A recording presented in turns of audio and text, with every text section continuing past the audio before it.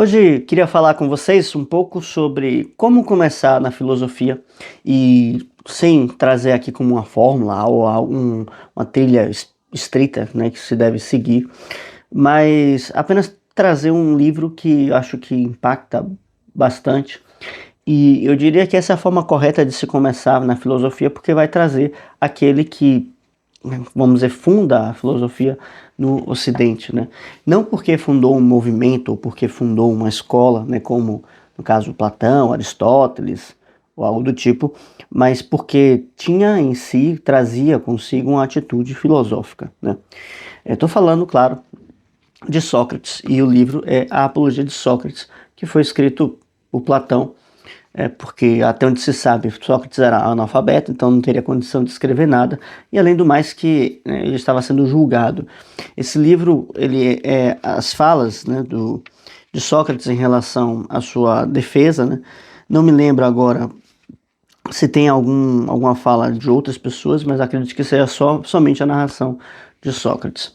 Eu lembro que a primeira pessoa que me indicou esse livro, né, foi um amigo meu.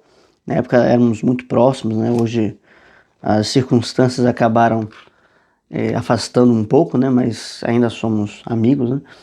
E ele falou muito sobre o exemplo moral de Sócrates e como isso impacta a gente, né? E na época, né, eu tinha o que? 19? 19 anos por aí, máximo 20. E eu achei isso uma maior bobagem, né? Por quê? Porque nessa época eu estava preocupado, né, em saber sistemas complexos, né? Eu queria saber quem era o maior dos melhores filósofos. Eu queria saber como chegar, assim, aos mistérios da vida.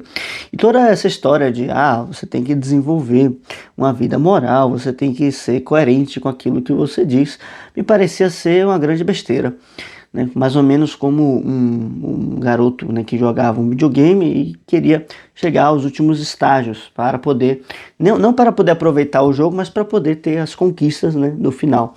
Então eu sempre tive esse traço de personalidade que eu posso até dizer que foi um traço bem tóxico, assim, bem ruim, né, que me atrapalhou de aproveitar várias coisas na vida, justamente por isso, né, porque queria sempre tinha sempre essa ânsia de chegar ao fim das coisas e, em essência, não aproveitava nada, né?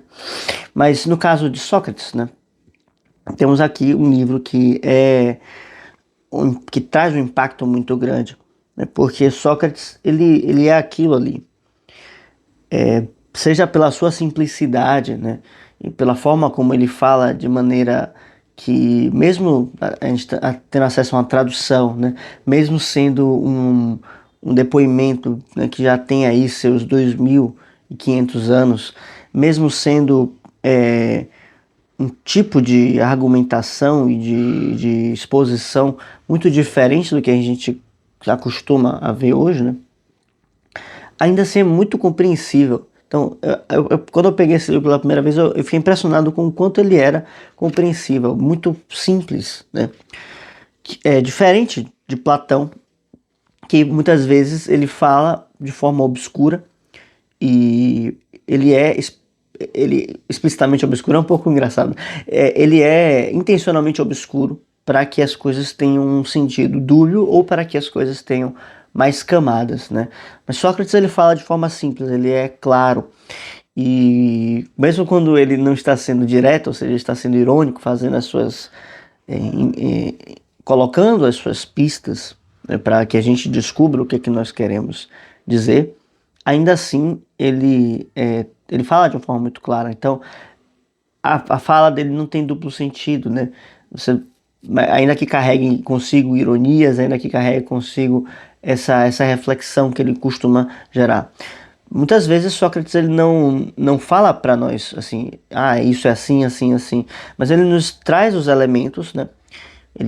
Podemos dizer que ele seria o grande fundador, o mestre, né, da lógica, do silogismo, e justamente isso é característico, né, em sua exposição. Então ele traz os elementos e vai colocando os argumentos né, ao lado do outro e vai fazendo com que a gente perceba que, bom, somos é exatamente isso que ele está dizendo aqui, né? Nós juntamos os pontos e temos ali então um entendimento do que ele está querendo dizer, sem que ele diga explicitamente que é aquilo. Então é uma fala que é clara, mas que não é óbvia, não é uma coisa assim esdrúxula, feita como se fosse, né, uma propaganda de alguma coisa e tal, nada disso.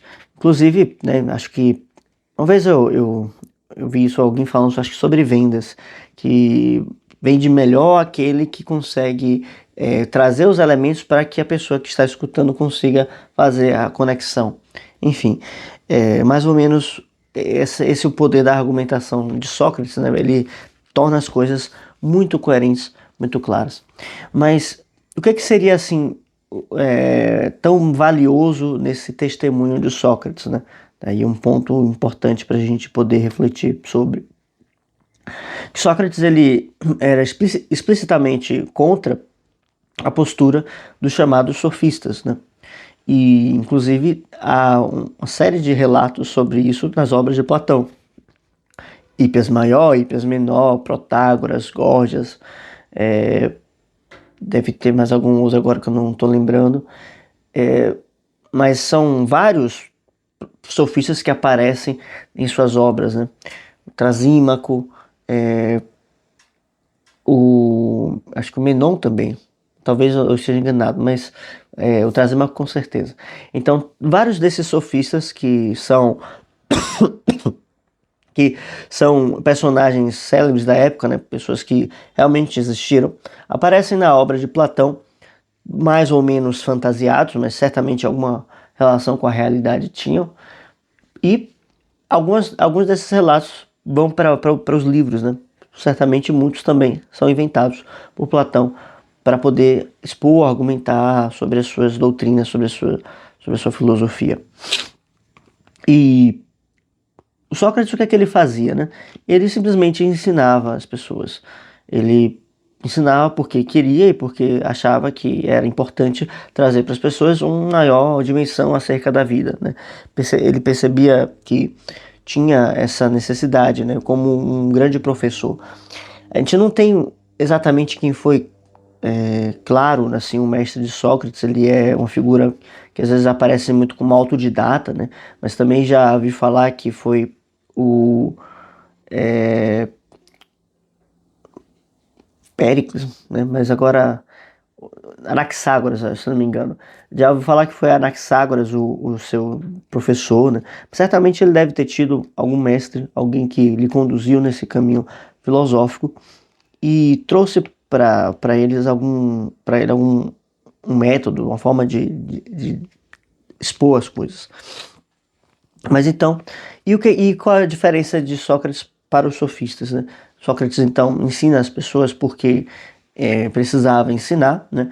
E ele tinha vamos dizer assim, o seu ganho, o seu trabalho como mestre de obras, né? Até onde você sabe. E disso, né, resulta que Sócrates ele não estava preso a uma função, né? Ou seja, ele não estava ensinando filosofia, ensinando as pessoas como chegar à verdade, porque ele precisava ganhar algum dinheiro com isso, né?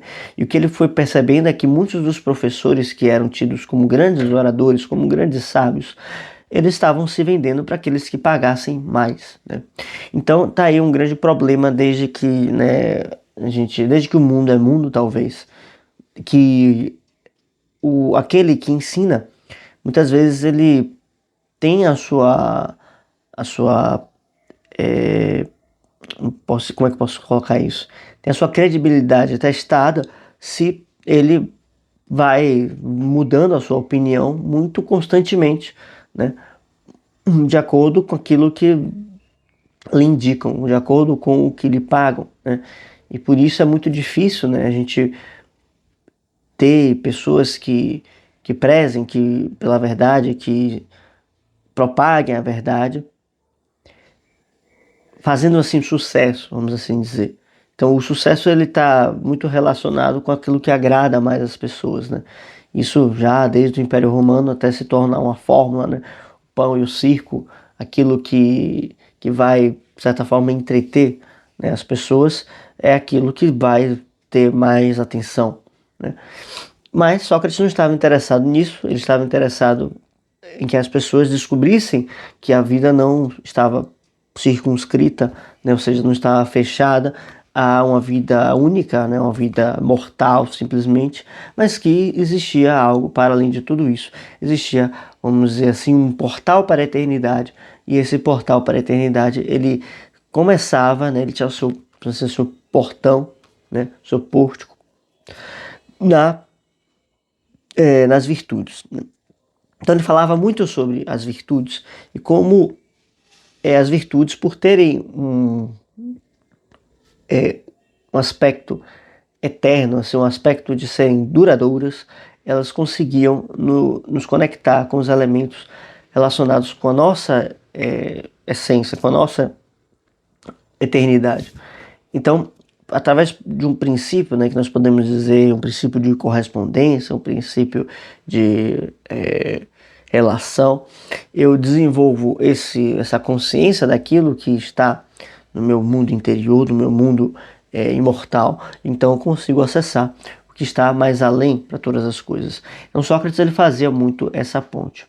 E aqui tem também, claro, a célebre, vamos dizer assim, anedota, né, de Sócrates que um certo dia chegou um amigo dele que foi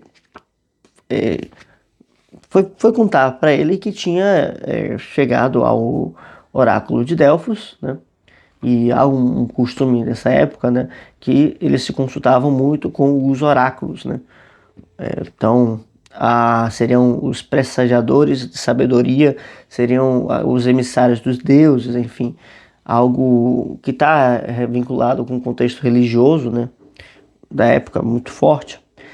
E que, né, mas que também você não podia estar todos os dias lá no oráculo, né? Você tinha que fazer meio que uma viagem, porque esses oráculos ficavam em templos, os templos eram um pouco mais afastados, né? Eram como santuários que não estavam, vamos dizer assim, virando a esquina, né? Então, esses oráculos eram necessários que se deslocasse um pouco para lá. Daí então que vocês estão ouvindo um martelo chato, pô, que hora para começar. Então daí que esse amigo de Sócrates vai até ele e fala que ele perguntou para o oráculo de Delfos quem era o homem mais sábio de toda a Grécia, né? E daí que ele responde que Sócrates era o homem mais sábio de toda a Grécia. E Sócrates acha aquilo um absurdo, porque Sócrates tinha uma consciência sobre uma única coisa, de que ele sabia que nada sabia, né? E achou isso assim um ultrajante, assim, acho que ele achou nesse momento que o oráculo se equivocou assim amplamente. Então vai Sócrates buscar por ele mesmo, né? Então daí um traço muito característico, né, em Sócrates, que é o que caracteriza o filósofo. Sócrates ele busca por ele mesmo. Mas quem falou foi o oráculo. Argumento de autoridade não serve como filósofo. Você pode até acatar aquilo como uma autoridade, mas você vai viver isso de alguma forma. Você vai buscar isso por si mesmo, de alguma maneira. A autoridade pode, nesse momento, indicar um caminho mais rápido, um caminho já certo, né? Como um mestre aponta um caminho mais fácil, mas o filósofo ele não se contenta com isso, ele vai buscar viver isso, realizar isso, entender o que é esse caminho que está sendo apontado. Daí, então, que o filósofo, no caso Sócrates, né, ele vai e começa a perguntar por vários desses ditos sábios, né, muitos deles sofistas, e acaba que ao perguntar sobre coisas muito profundas, né, por exemplo, sobre a justiça, ele pergunta, o que é a justiça, né? Isso inclusive tem um exemplo desse no Hípias Maior, né, sobre a beleza, mas enfim, o que é a justiça? Ele fala, bom, a justiça é quando você encontrar um objeto que não é seu, você devolver para o dono dele. É um exemplo banal, comum. Aí ele falou, essa ação realmente é justa, mas o que é a justiça? Né? E, enfim, isso, claro, a justiça não é exatamente isso, né? A República está só falando sobre isso, mas foi só para exemplificar. Mas um outro exemplo que ele costuma usar no Hípias Maior, Platão traz o seguinte, pergunta o que é a beleza. E aí o Hippers responde: é uma bela jovem, né? Mas tá, uma bela jovem pode ser bela, mas o que é a beleza, né? Daí que ele vai percebendo que ele não, nenhum deles consegue responder essas coisas que são mais fundamentais, que são mais essenciais. Daí que ele percebe uma coisa também, tô falando muito daí, né? Que ele vai, de certa forma, desmoralizando esses sábios, né? Porque eles os colocam em xeque, colocam todo esse conhecimento, toda essa bagagem que eles se diziam, né, possuir, ser possuidores dela, mas tira isso para nada, porque quando ele pergunta um pouco mais, eles não sabem o que responder. Daí então que Sócrates vai perceber o seguinte: eu sou o homem mais sábio da Grécia não porque eu sei muita coisa, mas porque eu sei que eu não sei nada. E essas pessoas aqui, as quais eu me consultei, não sabem que não sabem, né? Então é até meio que um trocadilho que ele faz, né? Então elas não sabem que não sabem, mas eu sei, pelo menos que eu não sei, né? E isso acaba virando quase como que um lema, um lema socrático, né? Uma sua marca, só sei que nada sei. Ele vai colocar isso, né? Não exatamente assim, mas enfim, o que importa é que isso é fruto de uma reflexão, isso é fruto de uma pesquisa, isso é fruto de um trabalho que ele faz na sua região, justamente porque percebe que o primeiro passo para a sabedoria é tomar-se conta da sua ignorância. E é justamente isso que faz o filósofo. Então, Sócrates ele é um modelo, ele é um exemplo, não porque tenha sido o mais sábio de todos os filósofos, eu não saberia dizer aqui quem teria sido esse mais sábio de todos os filósofos, tenho as minhas apostas, né? Mas pela sua atitude filosófica. E justamente essa atitude filosófica de se propor a viver as coisas, se propor a colocar-se à prova, se propor a questionar as suas crenças já estabelecidas em prol da verdade. Tá? Eu poderia terminar o vídeo aqui, porém, há um outro ponto que eu acho assim que é fundamental e visceral, eu diria até, na trajetória de Sócrates, que em um dado momento é colocado, né, depois do seu julgamento, né, porque ele é julgado e condenado por ensinar filosofia, né, mas basicamente o difamaram, né, de corromper a juventude, justamente porque ele, ao ensinar filosofia, ele dava menos público para aqueles que se diziam tão sábios, né, e, e ele não se vendia, né, então ele foi condenado a beber a cicuta. Isso é um episódio trágico, né, que marca a história do Ocidente. Posso fazer um vídeo depois sobre isso, caso vocês queiram, deixa aqui embaixo.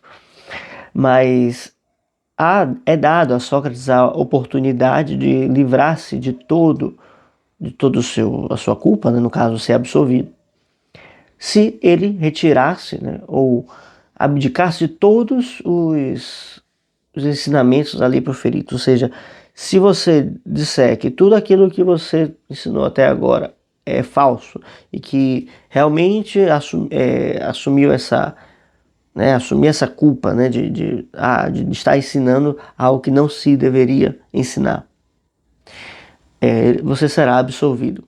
E diante desse, vamos dizer assim, paradigma, né, desse cenário, Sócrates se vê, né, não exatamente encurralado, né, não preso nisso, porque para ele tanto faz, na verdade. Ele se vê como aquele que vive pelas suas ideias. Ou seja, ele não só ensinava coisas porque ensinava e sabia e tinha um intelecto sobre elas, mas ele estava disposto a viver e morrer pelas suas ideias. Ele vivia pelas suas ideias e tinha a consciência de que são as ideias que modificam o caráter do homem, são as ideias que mudam o nosso ambiente social, são as ideias que moldam o nosso destino. Então, justamente porque mudam quem nós somos, né? Ou aquilo que estamos, né? Que seja. E justamente ao mudar quem somos, mudamos tudo aquilo que está ao nosso redor. E por ter essa consciência, então, Sócrates ele é um modelo de filósofo, principalmente porque não só vive, mas também morre pelas suas ideias. E hoje o que nós temos como algo muito difícil de alcançar em um debate é um nível de sinceridade, porque são ideias que são cuspidas, né, como metralhadoras, né, de ideias, mas as quais ninguém estaria disposto a arcar com o peso delas, arcar com a consequência delas, né? Muitas pessoas querem sacrificar os demais, querem que os outros morram pela humanidade, mas elas mesmas não querem se colocar nessa prova, elas mesmas não querem se colocar em sacrifício. Sócrates não só se colocou, né, mas como literalmente ele morre pelas suas ideias e se tornou esse mártir da filosofia, o primeiro, talvez, porque justamente não só propagou aquilo que acreditava, viveu por aquilo que acreditava, mas também morreu por aquilo que acreditava. Tá bem? Fica aí essa reflexão desse modelo, essa indicação desse livro, que é muito rápido de ser lido, é muito prazeroso até, e tem um grande exemplo de vida que nós devemos aprender alguma coisa, né? Então, vamos ficando por aqui. Deixa o like no vídeo, se inscreva no canal e deixa um comentário aí. Escreve só sei que nada sei. Até mais. Tchau, tchau.